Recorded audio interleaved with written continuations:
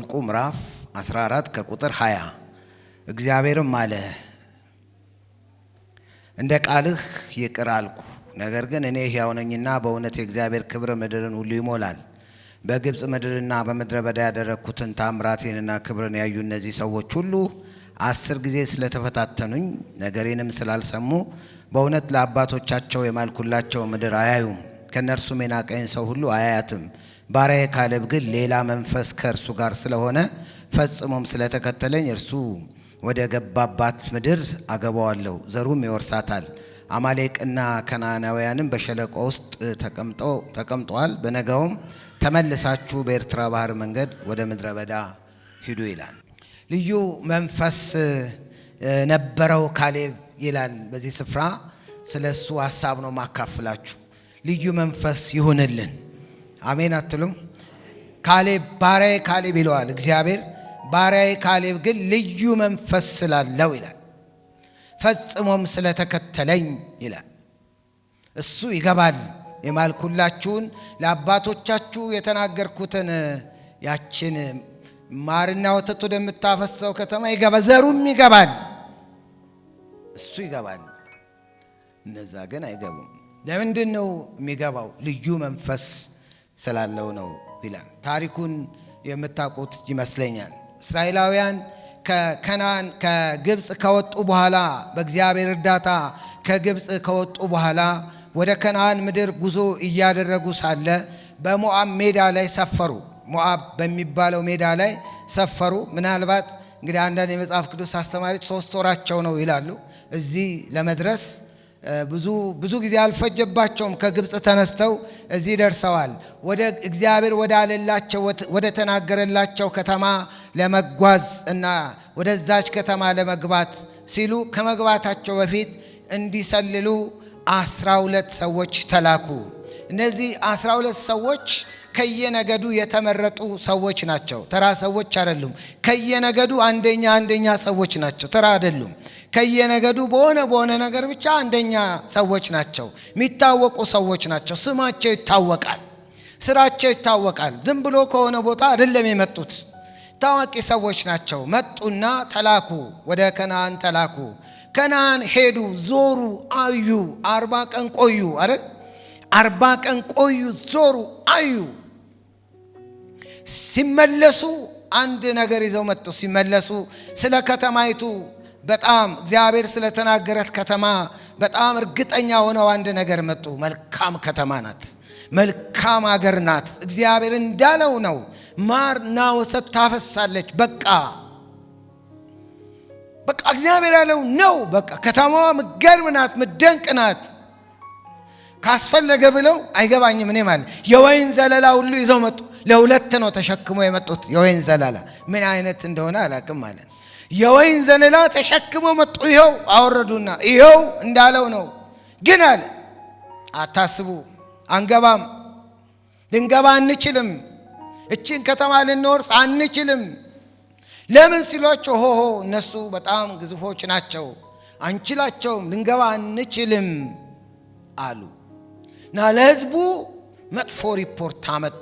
ልብ የሚያቀልጥ ሪፖርት አመጡ። የህዝቡን ልብ አቀለጡ የሚል ቃል እንደውም ታገኛላችሁ። 13 ስታነቡ እንደሱ ነው። የህዝቡን ልብ አቀለጡ። ከዛ ካሌብ ምን አለ? ኖ ማሸነፍ እንችላለን አለ ካሌብ። ካሌብ የተለየ ነው ሪፖርቱ የካሌብ። ግን እነኛ ብዙ ናቸው፣ 10 ናቸው። 10 ለ2 ተሸነፉ ማለት አንችልም አሉ፣ ደመደሙ። እንደውም ምን አሉ? በቃ አለቃ ሾመን እንመለስ ወደ ግብፅ አሉ። ወደዛው ብንመለስ ነው የሚሻለው፣ አለቃ እንሹም አሉ። እግዚአብሔር ተቆጣ። አልሰሙም። ኢያሱንም አልሰሙም፣ ካሌብንም አልሰሙም፣ ሙሴንም አልሰሙም። እንመለስ አሉ። እግዚአብሔር በድንኳኑ ተገለጠ፣ በቁጣ ተገለጠ። አጠፋቸዋለሁ አለ። ሙሴ ግን ጸለየ። ተው ጌታ ሆይ አለ። እኔ ሙሴ ልብ ይገርመኛል። ተው ጌታ ሆይ ከግብፅ እኮ ስታወጣቸው እንደምታስገባቸው እነሱ ብቻ አይደለም ግብፃውያን ራሱ እኮ ያውቃሉ። የምትገላቸው ከሆነ አቅቶት ምድረ በዳ ላይ ጨረሳቸው ይላሉ። ስም እኮ ይጠፋል። ከግብፅ ጀምሮ እስከዚህ ድረስ ስትምራቸው እንደነበረ አሁንም ማራቸው አለ። እሺ ምሬያለሁ አለ እግዚአብሔር። ግን አለ አይገቡም ወደ ለአባቶቻቸው ወደ ማልኩላቸው ከተማ አይገቡም። ባሪያዬ ካሌብ ግን ልዩ መንፈስ አለው። ከአስሩ ይለያል። የካሌብ ልዩ ነው፣ እንደ አስሩ አይደለም። እሱ ልዩ መንፈስ ስላለው ይገባል፣ የተናገርኩትን ቃል ያየዋል፣ ይወርሰዋል አለ። እግዚአብሔር በብዛት አያምንም። እግዚአብሔር የሚያምነው ከሱ ጋር በሚተባበሩት ነው። ብዙ ባትሆኑ ቅር አይበላችሁ። ማን ብቻ ከናንተ ጋር ይሁን? እግዚአብሔር ከናንተ ጋር ይሁን። አንዳንዴ እንደውም የእግዚአብሔር ነገር የሰው የበዛበት ጋር ላይሆን ይችላል። ብዙ ቦታ ስናየው፣ ብዙ ቦታ መጽሐፍ ቅዱስ ላይ ስናየው እንደሱ አይደለም። ብዙ ቦታ አይደለም። ብዙ ሰው ከእግዚአብሔር ሐሳብ ጋር አይስማማም። ከሰው ጋር ለመስማማት አትጣጣሩ። ከእግዚአብሔር ጋር ለመስማማት ራሳችሁን አዘጋጁ። አሜን ነው የምትሉት? ይሄ ልዩ መንፈስ እንዲመጣልን። ይሄ ልዩ መንፈስ ማለት ምን ማለት ነው? የእምነት መንፈስ ነው። እግዚአብሔርን ማመን ነው። የመታመን መንፈስ ነው። በእግዚአብሔር የመታመን መንፈስ ነው። ይሄ መንፈስ እንዲመጣልን ልባችን ሁሉ ጊዜ በእግዚአብሔር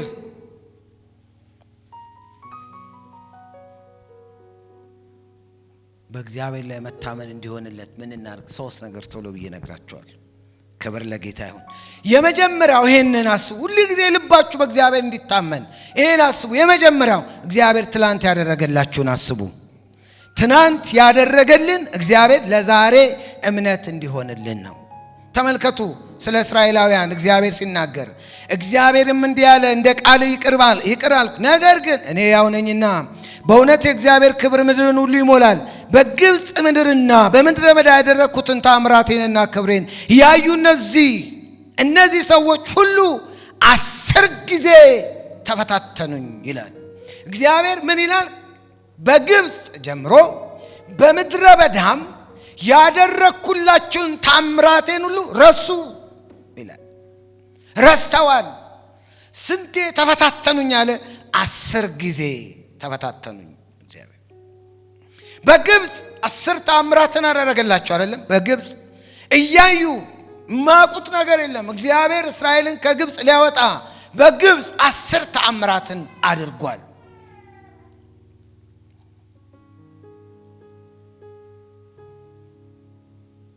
እነዛ ታምራቶች በቂ ነበሩ። ከግብፅ ከወጡ በኋላ እንደገና እግዚአብሔር ብዙ ታምራትን አድርጎላቸዋል። ኤርትራ ባህርን ከፍሎላቸዋል አይደለም እንዴ? የኤርትራ ባህር ተከፍሎ እኮ ተሻግረዋል። በግብፅ ያደረገው ራሱ እኮ ትልቅ ነገር ነው ወገኖች።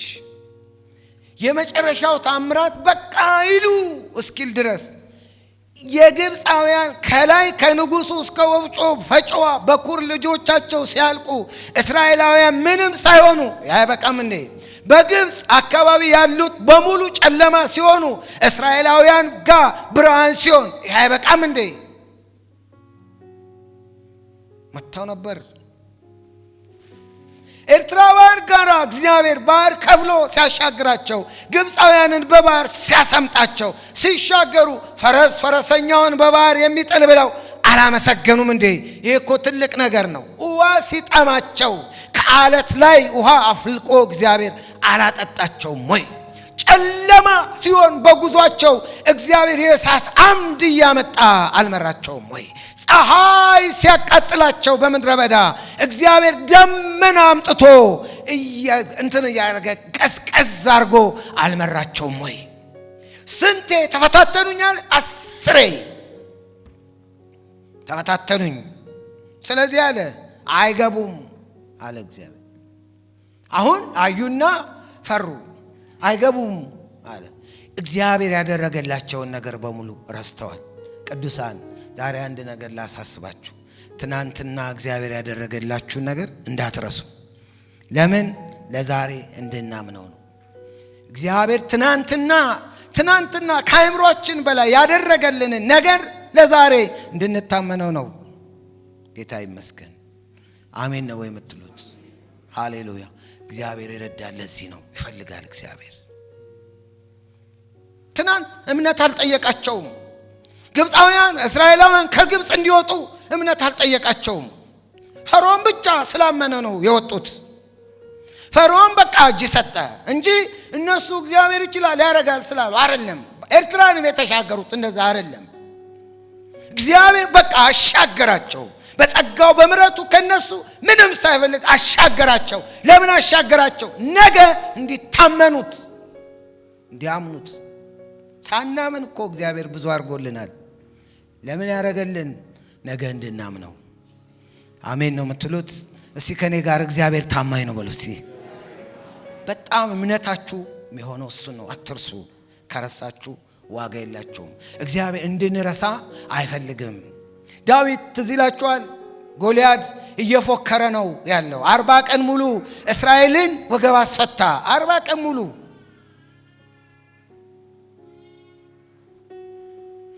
ከኛ ያለው እኔ ከናንተ አንድ ሰው ላኩ ብሎ እኛ ይዋጣልን፣ ሁለታችን ይዋጣልንና ከዛ በጣም ስትራቴጂው ግን ድንቅ እኮ ነው የጎልያድ ስትራቴጂ። ህዝብ ከህዝብ ከሚተላለቅ በቃ አንድ ሰው ላኩ አላቸው። እነሱ አላቸው አይደል? ብዙ ለብዙ ከሆነ አይታወቅም አሸናፊው። አላቸው። እስራኤላውያኑስ ቢፈለግ እሱን የሚያክል እንደሌለ በደንብ ነው የገባው። ስትራቴጂውን አያችሁ? ለምን ይተላለቃል ሰው? ለህዝባት ነው አይደለም። ስትራቴጂ ነው፣ ስልት ነው። ስለዚህ ከኛ እኔ ያልነው ከናንተ አንድ ሰው ላኩ አለ። ሰርቷል ደግሞ ስትራቴጂው። 40 ቀን ተፈለገ እሱን የሚያክል ወይም ቢያይሉ ብቻ በስትራቴጂው ተስማምተዋል። ማነው እኔን የሚገጥመኝ አለ። 40 ቀን ሙሉ ፎከረ። ከእስራኤል ተፈለገ። በማስ ሚዲያ በሚኒ ሚዲያ ተፈለገ። ከየነገዱ ተፈለገ። ጎልያድን የሚገጥም አለ ወይ? ወሮታ አለው? ይሄንን ሰው የገጠመ የሀብታም ሚስት ባል ይሆናል። የአባቱ ቤት ከግብር ነፃ ይወጣል። እድርለታለሁ አለ ሳኦል።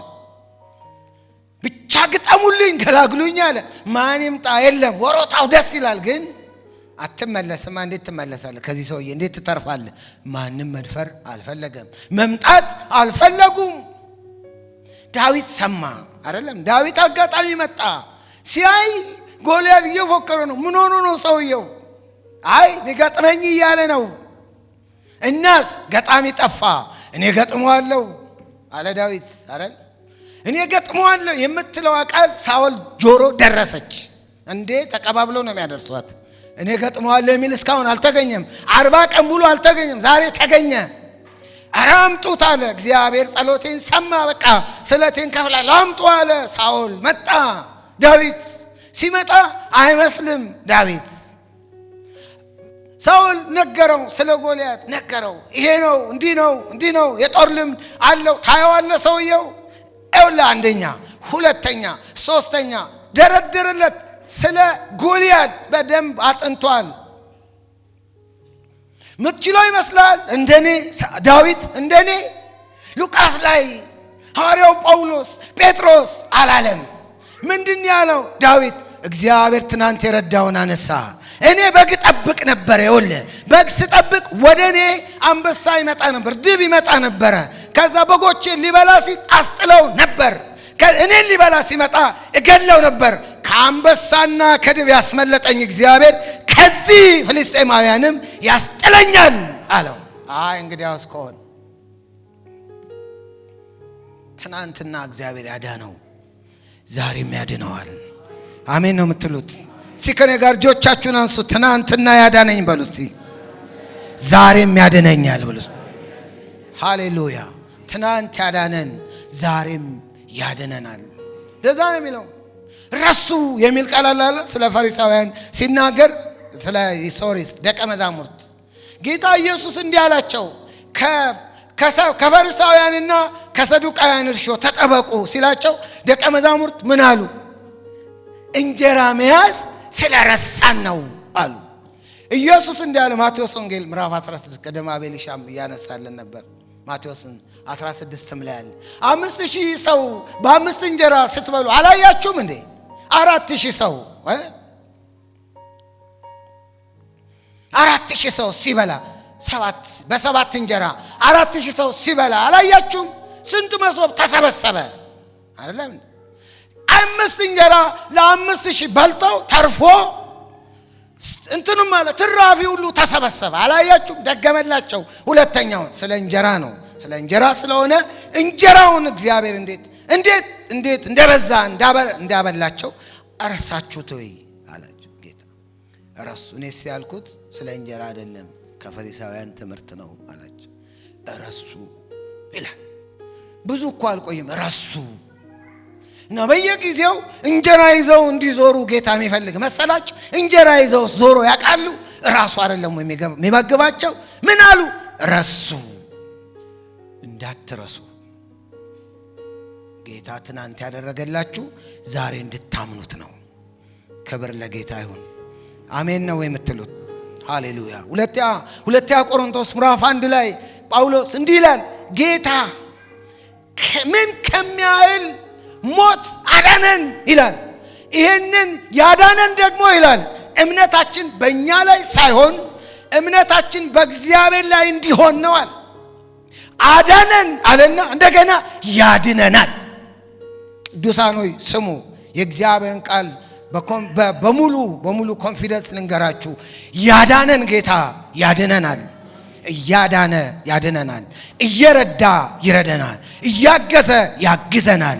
እያሻገረ ያሻግረናል። ያሻገረን አሁንም ያሻግረን። እስቲ ከኔ ጋር እንደገና በሉ፣ ያዳነኝ በሉ እስቲ፣ ያድነኛል በሉ።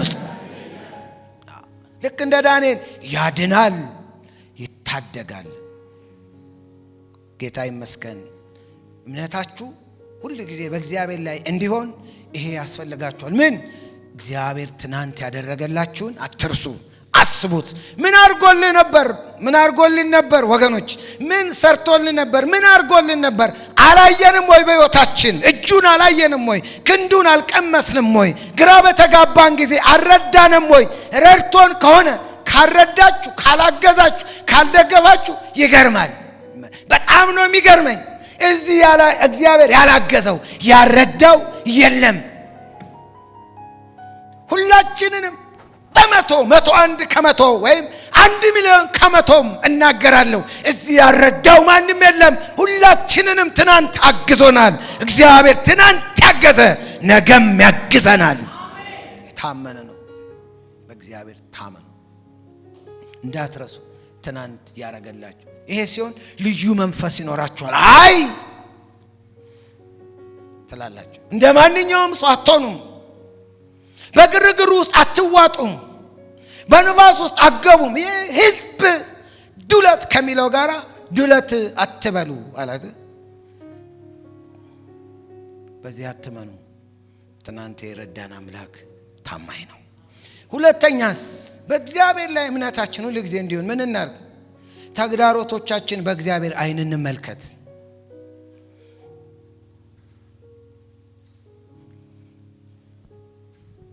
ሰልለው መጡ፣ ሄዱ፣ አዩ። ሲያዩ ያዩት ነገሮችን ሁሉ ያመዛዘኑት ከራሳቸው አቅም ጋር ነው ያመዛዘኑት። ስለዚህ አዩ፣ ሄዱ፣ ከነዓንን ሰለሉ፣ አዩ። ሲያዩ በጣም ሰዎቹ ግዙፎች ናቸው፣ በቁመታቸው ግዙፎች ናቸው፣ የታጠቁ ናቸው። ሄደው ደግሞ በደንብ የታጠቁ በደንብ ነው የሰለሉት። በደንብ የታጠቁትን አዩ። ኬብሮን በተለይ በደንብ የታጠቁ አሉ፣ ኤናቃውያን አሉ። ሲያዩ ምን አሉ? እኛ በእነሱ ፊት እንዳንበጣነን አሉ። እሷን ለሚገርመው እነሱ ራሳቸው እኛን የሚያዩን እንዳንበጣ ነው አሉ። እንዴት አወቁ? በቃ እነሱ ራሱ እኛን የሚያዩን እንዳንበጣ ነው፣ እንደ እንትን ነው ማለት እንደ ቁጫጭ ነው የሚያዩን። ከነሱ ጋር ልንዋጋ እነሱን አሸንፈን ልንወርስ የማይሆን ነው አሉ። በእነሱ ክንድ ነው ወይስ የደረሱት? በእነሱ ብርታት ነው ወይስ የመጡት? በእነሱ ብርታትና ጉልበት ነው ወይ ከግብፅ የወጡት ከፈርዖን ያመለጡት? ካሌብ ግን ምን አለ? የካሌብ እይታ ይለያል። ካሌብ ግን ምን አለ? እንደ እንጀራ ይሆኑልናል አለ። ካሌብ አንድ መሪ ያስቀምጥልናል። እግዚአብሔር ከወደደን ማርና ወተት ወደምታፈሰው ያስገባናል። ማርና ወተት ወደምትፈሰው ለመግባት የኛ ጥንካሬ አይደለም ወሳኝ፣ የጠላቶች ጥንካሬ አይደለም ወሳኙ የእግዚአብሔር ፈቃድ ነው። እግዚአብሔር ደግሞ ፈቃዱ ነው። እንዴት? ከግብፅ ያወጣን ከነዓን ሊያስገባን ነው። የታወቀ እኮ ነው። ጌታ የተመሰገነ ይሁን። አሜን ወገኖቼ። ተግዳሮቶቻችሁን ራሳችሁን በራሳችሁ ብቻ አትመልከቱ። እንደሱ ከሆነ ጠላቶቻችን ከኛ ይበልጣሉ፣ በብዙ ይበልጣሉ። በእግዚአብሔር ዓይን ካየናቸው ግን ምንም ናቸው። ካሌብ ያላችሁ እነዛ ሲያዩአቸው በጣም ግዙፎች ናቸው። ቢይዙ ጭምቅ እንደሚያረጓቸው ነው የሚያስቡት። ጭምቅ አርገው እዛው ጥቅልል አርገው ጣሳ እንደሚያረጓቸው ነው የሚያስቡት። እንደዛ ነው ያያቸው። ካሌብ ሲያይ ግዝፈታቸውን፣ ጥንካሬያቸውን፣ ኃይላቸውን፣ ብርታታቸውን አይደለም ካሌብ ያየው፣ ጥላቸው ተገፏል። አየ በራስ ዓይን ስታይ አንተ አንበጣ ነው የምትሆነው። በእግዚአብሔር ዓይን ስታይ ደግሞ እግዚአብሔር የጠላቶችን ጥላ እንደገፈፈው ይገባሃል። እግዚአብሔር እንድናምን ጠላቶቻችንን ትንንሽ አያረጋቸውም፣ እንዳሉ ግን ጥላቸውን ይገፋዋል። እንደሱ ነው ያየው። ልዩነቱ እሱ ነው። ጌታ የተመሰገነ ይሁን። ተግዳሮት ምንም ቢኖር እግዚአብሔር አለ። በእግዚአብሔር ዓይን እንመልከት። አሜን ነው የምትሉት? ይህም አላለም እንትና ኤልሳ ቆፍሩ፣ በዚህ ምድረ በዳ ቆፍሩ፣ ውሃ ይመጣል። ንፋስ አታዩም፣ ደመና አታዩም አለ።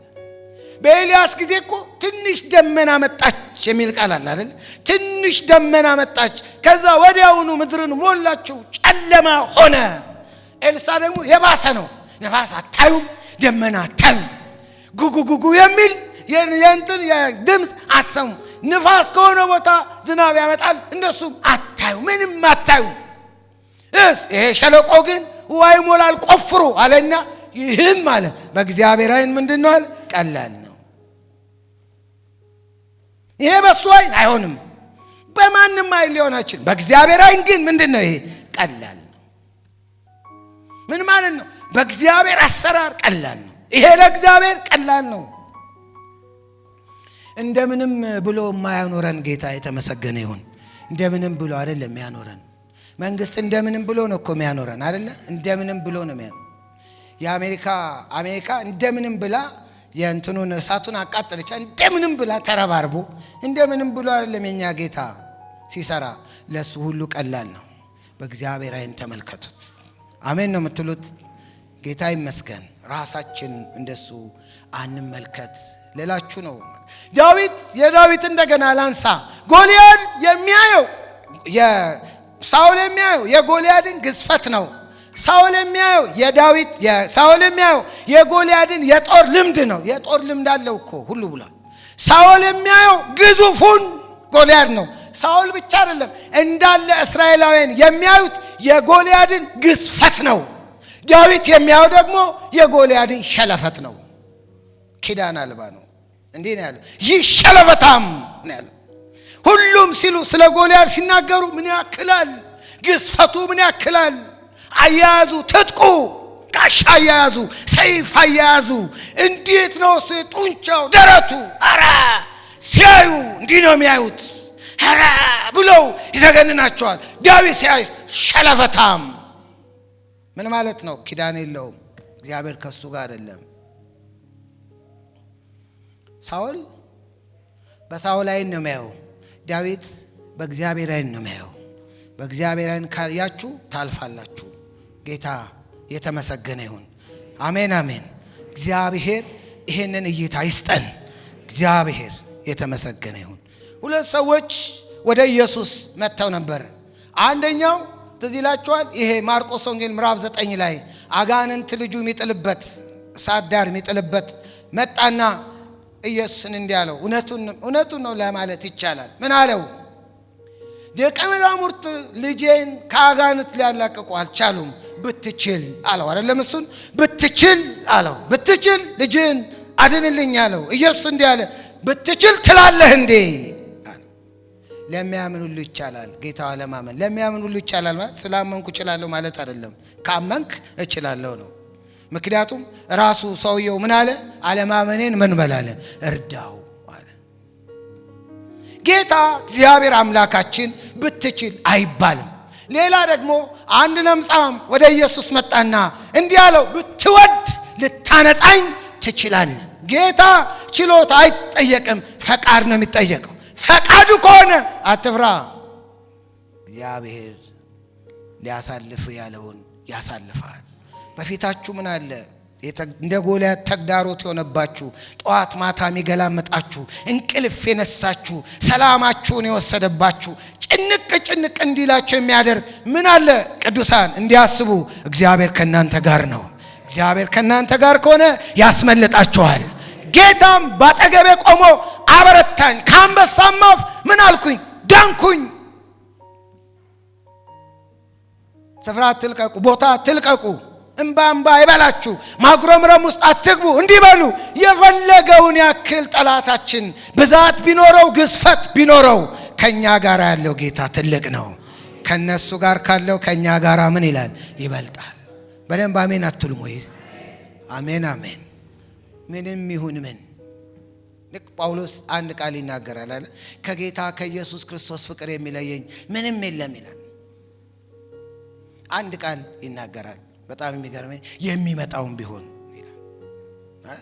የሚመጣውን ቢሆን ምን ይመጣል? ምን እንደሚመጣ አላውቅም። የፈለገው ቢመጣ ግን ከክርስቶስ ኃይል አይበልጥም፣ ከክርስቶስ ፍቅር አይበልጥም። ምን እንደሚመጣው ነገ የሚመጣው ተግዳሮት ምንድነው? በስም አላቀውም፣ እኔ በአካል አላቀውም፣ በአድራሻ አላቀውም። ከየት ነው የሚመጣው? በምን በኩል ነው የሚመጣው? አላቀውም። ቢመጣም ግን የተሸነፈ ተግዳሮት ነው የሚመጣው። ኢየሱስ አሸንፎታል። አሜን አትሉም ወይስ? እስቲ ከኔ ጋር በሉ፣ ኢየሱስ በሉ እስቲ፣ ያላሸነፈው በሉ እስቲ፣ ተግዳሮት በሉ የለም። እንዲህ ብሎናል ኢየሱስ፣ በዓለም ሳላችሁ መከራ አለባችሁ፣ ግን አይዟችሁ እኔ ዓለምን ምን ብያለሁ? አሸንፌያለሁ። የተሸነፈ ነው። ማንም ይምጣ ማን፣ ጌታ አምላካችን ታላቅ ነው። ክብር ለሱ ይሁን። አሜን ነው የምትለው። ሁል ጊዜ በእግዚአብሔር ላይ እምነታችን እንዲሆን ምን እናድርግ? የመጀመሪያው ምንድነው ያልኩት? የመጀመሪያው ይሄንን እናስታውስ የጌታን ስራ። ሁለተኛ በእግዚአብሔር ላይ እንመልከት። ሶስተኛ በፍጹም ልባችን እንከተለው። ስለ ካሌብ ሲናገር እንዲህ ይላል። ቃሉን ከላይ ጀምሮ ላንብብ። እግዚአብሔርም አለ እንደ ቃል ይቅር አልኩ፣ ነገር ግን እኔ ሕያው ነኝና በእውነት የእግዚአብሔር ክብር ምድርን ሁሉ ይሞላል። በግብፅ ምድርና በምድረ በዳ ያደረግኩትን ታምራቴንና ክብሬን ያዩ እነዚህ ሰዎች ሁሉ 10 ጊዜ ተፈታተኑኝ፣ ነገሬንም አልሰሙም። በእውነት ለአባቶቻቸው የማልኩላቸው ምድር አያዩም፣ ከእነርሱ የናቀኝ ሰው ሁሉ አያያትም። ባሪያዬ ካሌብ ግን ሌላ መንፈስ ከእርሱ ጋር ስለሆነ ፈጽሞም ስለተከተለኝ እርሱ ወደ ገባባት ምድር አገባዋለሁ፣ ዘሩም ይወርሳል። ፈጽሞ ምን ስላለኝ? ስለተከተለኝ። ተከተለኝ የሚለው ቃል በጣም ትልቅ ቃል። ፈጽሞ ተከተለኝ። እኔን ብቻ በልቡ አነገሰ፣ እኔን ብቻ ከበረ፣ እኔን ብቻ ከፍ አረገ፣ የኔን መንገድ መረጠ። ተከተለኝ የሚለው እሱ ነው። አይገቡም አለ እግዚአብሔር። አይገቡም አለና አይገቡም። እንደገና ወደ ኤርትራ ዙር አለ። ወደ ኤርትራ ምድረ በዳ ዙር። ወደ ፊት ነበር የሚሄዱት፣ ወደ ተስፋው ምድር ነበር የሚሄዱት፣ ወደ ቃል ኪዳን ምድር ነበር የሚሄዱት። ዙር እጨርሰዋለሁ ያለ ከ20 ዓመት በታች የሆነውን በሙሉ እጨርሰዋለሁ አለ። ካሌብ ግን ስለተከተለኝ። ካሌብ አሁን ብቻ አይደለም ሲመጣም ከመጀመሪያም ጀምሮ እየተከተለው ነው። ምን ማለት ነው? ህዝቡ ሲያጉረመርም አያጉረመርምም። ህዝቡ ሲያማው እግዚአብሔርን አያማም፣ እግዚአብሔርን ብቻ። ልባችሁ ሁሉ ጊዜ በእምነት እንዲበረታ እግዚአብሔርን ብቻ ተከተሉ። ግራ ቀኝ አትበሉ፣ አማራጭ አትፈልጉ። ዛሬ እንደሆነ ነገር ያርገኝና በአይምሯችሁ ከእግዚአብሔር ውጭ ያዛችሁት አማራጮቻችሁ ዛሬ በኢየሱስ ስም ይደምሰሱ። እስጩና እግዚአብሔር ብቻ በሉ በቃ እግዚአብሔር ብቻ እግዚአብሔር ብቻ ከእግዚአብሔር ጋር ብቻ። ኢያሱ ወደ አዲሱ አመራር ሲመጣ እግዚአብሔር ምንድነው ያለው? ባሪያዬ ሙሴ ሞቷል፣ ከዚህ በኋላ አንተ ነህ የምትቀጥለው አላለ? ይሄንን ህዝብ የምታሻግረው አንተ ነህ አለው። ግን አለ አንድ ነገር ነገረው። የዚህ ህግ ቃል ካንተ አይለይ፣ ወደ ቀኝም ወደ ግራም አትበል አለው። ወደ ቀኝ ወደ ግራ አትበል ምን ማለት ነው? እርዳታ ፍለጋ ወደዚህ ወደዛ አትበል፣ ቀጥ ብለህ ሂድ። አንዳንዴ እኮ እንትን ያደርገናል፣ ጭንቅ ሲያደርገን እንድንድናይ የሚያደርጉ ሁኔታዎች ይኖራሉ። ግን እንዲህም የለም መፍትሄ፣ እንዲህም መፍትሄ የለም። ካለም እንዲህ ነው፣ ከሞትክም እንዲሙት ስለሌለ ማለት። አሜን ይሆንልን። ስለተከተለኝ ፈጽሞ መከተል እንዲህ ነው። ቢመቸውም ይከተላል፣ ባይመቸውም ይከተላል። ውሃ ቢያገኝ ይከተላል፣ ባያገኝም ይከተላል። ቢበላም ይከተለዋል፣ ባይበላም ይከተለዋል። ቢሞቀው ይከተለዋል፣ ቢበርደው ይከተለዋል፣ ቢያመው ይከተለዋል፣ ጤናማ ቢሆን ይከተለዋል። ለምን? የእሱ ስራ እሱ መከተል ነው። ዋና ዓላማው እሱን ነው። እግዚአብሔር እንድንከተለው ነው የጠራን። ይሄንን ልብ በሉ። ተከተሉኝ ነው ያለው ጌታ። ተከተለኝ አለው አይደለም? ኢየሱስ ተከተለኝ። ቆይ እንዲህ ተከተለኝ፣ በቃ ተከተለኝ። ቆይ እንዲህ ምንም ሰበብ ሳታበዛ ተከተለው። አሜን ይሁንልን። ካሌብ ተከተለው፣ ሄዱ። ዘዳግም ላይ ስትመጡ የዚህ ታሪክ ይደመደማል። ይሄኛው አሁን የተነሳው ታሪክ የሚደመደምበት ቦታ ዘዳግም ነው። ዘዳግም ምዕራፍ 2 ላይ ይሄንን ታያላችሁ። እግዚአብሔር እንደዚህ ያለ ይህዝብ አለ ተራራውን መዞር በቃ አለ። በቃ ከዚህ በኋላ ተራራውን አይዞራል። እዚህ ጋር ምን ብሎ ነበር? ወደ ኋላ ዙር አለ። ዙር ስንት ዓመት? 40 ዓመት ያንን ተራራ ይዞራሉ። 40 ዓመት። ያ40 ዓመት የሚፈጀው ለምን እንደሆነ ታውቃላችሁ? ያንን ያላመነውን ትውልድን ሊጨርሳቸው ነው። 40 ዓመቱን የተጠቀመበት ጨረሳቸው። ይዞራሉ። በዚህኛው ዝር 50 ሺህ ምናምኑ እኝም አለም ይላል ማለት። ከዛ በሚቀጥለውም ደግሞ አሁንም 30 ሺህ ብቻ ሰበብ እየፈለገ እልም። ግን እኮ መና አለ። መና እየበላ ነው። መናውን ይበላል። አሁንም ደመና አለ። አሁንም የሳብ ታምድ አለ። ለሱ ተብሎ አይደለም ያ ሁሉ የሚሆነው። እሱማ ተፈርዶበታል። ይሙት ተብሎ ተፈርዶበታል። ቢጸልይም ንስሐ ቢገባ ምንም በቃ ይሞታል ተብሏል። እነሱ የናቋቸው አሉ። እግዚአብሔር እንዲህ አለ፣ እናንተ የናቋቸዋቸው ሴቶቻችሁና ልጆቻችሁ ግን ይገባሉ ብሏል። ይበላል ግን ምን ይላል? ይሞታል። ቀኑን ነው የሚጠብቀው ማለት ቀኑን ይጠብቃል። ይሄንን ይዘራል፣ ይዞራል። እዚህ ጋር እርግፍ ብሏል። ሲመጣ እዚህ ጋር እኮ 200 ምናምን ነበር። እዚህ ጋር ሲመጣ ከ200 ሺህ 100 ሺህ ቀርቷል። 100 ሺህ እዛ ተቀብሯል። ከዛ እዚህ ደግሞ ሌላ 100 ይቀበራል። 40 ዓመት ሲያልቅ፣ ያላመነው ትውልድ ሲያልቅ፣ ጠማማው ትውልድ ሲያልቅ፣ አመፀኛው ትውልድ ሲያልቅ እግዚአብሔር እንዲህ ያለ ይሄንን ተራራ መዞር በቃ ወደፊት አሁን ቀጥል። ፈጽሞ እግዚአብሔርን ተከተሉት። የሆነ ቦታ ብትሽከረከሩ እንኳን እግዚአብሔር አንድ ቀን ተራራ መዞር በቃ ይላችኋል። አሜን ነው የምትሉት ወይ? ግድ የለም፣ በእምነት ከእርሱ ጋር ተከተሉት። እሱን ያዙ፣ አማራጭ አትያዙ። ጌታ ይመስገን። ጌታን ስንከተል እንደ ሐዋርያቱ 5000 ሰው ነው 5 ገበያ ነው ይከተለው የነበረው የተባለው። ስንፈልግ ለምን ፈለጋችሁኝ? ዮሐንስ ወንጌል ምዕራፍ 6 ለምን ፈለጋችሁኝ? ልናነክስ ነው የፈለግነው። ልታነክሱኝ ነበረ? አዎ የምትፈልጉኝ አለ ኢየሱስ እንጀራ ስለበላችሁ ነው። ግን እንጀራ ስለበላችሁ ነው እንጂ እኔ ክርስቶስ መሆኔን አምናችሁ አይደለም እየተከተላችሁ ያላችሁት። ግን ለሚጠፋ መብል አትስሩ። ችግር የለም። ለሚጠፋ መብል ለዘላለም ሕይወት ስሩ። እሱማ ጥሩ ነው፣ ችግር የለም። ለዘላለም ሕይወት በምን እንስራ? በልጁ እመኑ እና ምን አለ ነው? ችግር የለም። ግን ልጁ ምን ያደርግልናል? ሙሴ ለአባቶቻችን እንደሰጠው እንጀራ ትሰጠናለህ ወይ? አልሰጣቸውም። እንጀራ አልበሉም። 6 ላይ እኮ በልተዋል። ግን እንጀራ የሚል ሰው አሁንም እንጀራ ይላል። አሁንም ከርሱ አይሞላም። የእንጀራ መንፈስ የያዘው ሰው ከርሱ አይሞላም። እና አሁንም እንጀራ ይላል። እና ሙሴ እንጀራ ሰጥቶናል። ሲጀምር ሙሴ እንጀራ አልሰጠህም። ሲቀጥል ያንን እንጀራ የበሉ ሞተዋል። እኔ የምሰጣችሁ ግን የዘላለም ሕይወት እንጀራ ነው። እሱ ማን ነው? ከሰማይ የወረደ ሕይወት እንጀራ እኔ ነኝ ሲል ምን አለ ማለት ነው? 5 ገበያ እርግፍ አለ አይደል? እርግፍ አለ። ጌታ ደግሞ ወይኔ ጉዴ ብቻዬን ቀረው አላለም። ጭር አላለበትም ጌታ። ቅር አላለውም ጌታ። ወደ ደቀ መዛሙርቱ ዞር አለና እናንተስ መሄድ ትፈልጋላችሁን አለ። ጴጥሮስ ደቀ መዛሙርት ምን አሉ? ወዴት እንሄዳለን? ይሄ ቃል በጣም ይነካኛል። ወዴት እንሄዳለን? መሄጃ የለንም። ዘግተን የመጣ ነው። ጨርሰን የመጣ ነው። አወራርደን የመጣ ነው። ቆርጠን የመጣ ነው። ወዴት እንሄዳለን ያለው ነገር እኮ አልገባቸውም። እነሱም ምን እንዳለ አልገባቸውም። ይሄ ከሰማይ የወረደ እንጀራ እኔ ነኝ የሚለው ሐሳቡ አልገባቸውም። ግን መሄጃ የላቸውም። ከሱ ጋር ለመሄድ እሱን ለመከተል ወስነዋል። ወዴት ነው የምንሄደው? መሄጃ የለንም። አንተ ጋር የሕይወት ቃል እንዳለ እናውቃለን፣ እናምናለን። ጌታ ይመስገን። አሜን። መሄጃ ያዘጋጃችሁ ሰዎች መሄጃችሁ ያዘጋጃችሁት የሆነ ጎጆ በኢየሱስ ስም ዛሬ ይፈራርስላችሁ፣ ይፍረስባችሁ።